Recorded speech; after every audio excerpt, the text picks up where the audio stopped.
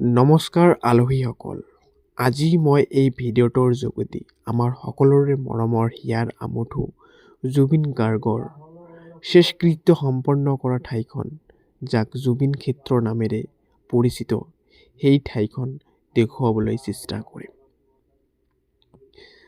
জুবিন গাৰ্গ অসমৰ সংগীত জগতৰ এজন উজ্জ্বল তৰা আছিল, যিয়ে নিজৰ অসাধাৰণ কণ্ঠ আৰু সৃষ্টিশীল প্ৰতিভাৰে লাখ লাখ মানুহৰ হৃদয় জয় কৰিছিল। তেখেত কেৱল এজন গায়ক নহয়, এজন প্ৰতিভাশালী সংগীতকাৰ, সুৰকাৰ আৰু অভিনেতা হিচাপে বিশেষ স্থান লাভ কৰিছিল। তেখেতৰ গানত অসমৰ মাটি, মানুহ, ভাষা আৰু সংস্কৃতিৰ গভীৰ প্ৰতিফলন দেখিবলৈ পোৱা গৈছিল।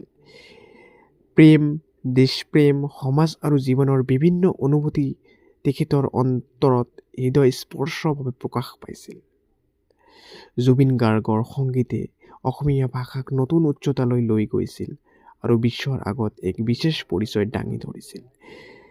তেখেতৰ বহুতো গান আজিও সকলো বয়সৰ মানুহৰ মুখে মুখে ঘূৰে। সৰলতা, সাহস আৰু স্পষ্টবাদিতাই তেখেতৰ ব্যক্তিত্বক আৰু অধিক শক্তিশালী কৰি তুলিছিল। সমাজৰ বিভিন্ন সমস্যাৰ বিৰুদ্ধে তেওঁ সদায় নিজৰ কণ্ঠ উত্থাপন কৰি গৈছিল আৰু নতুন প্ৰজন্মৰ বাবে এক অনুপ্ৰেৰণা হিচাপে পৰিগণিত হৈছিল। তেখেত আজি আমাৰ মাজত নাথাকিলেও তেখেতৰ গান, চিন্তা আৰু সৃষ্টিশীলতা চিৰদিন আমাৰ হৃদয়ত জীৱন্ত হৈ থাকিব। অসমৰ এই মহান শিল্পীৰ অৱদান সদায় স্মৰণীয় হৈ থাকিব। সদৌ শেষত তেখেতৰ আত্মাৰ চিৰশান্তি কামনা কৰি আজিৰ ভিডিঅ' ইমানেই সামৰি মাৰিছোঁ।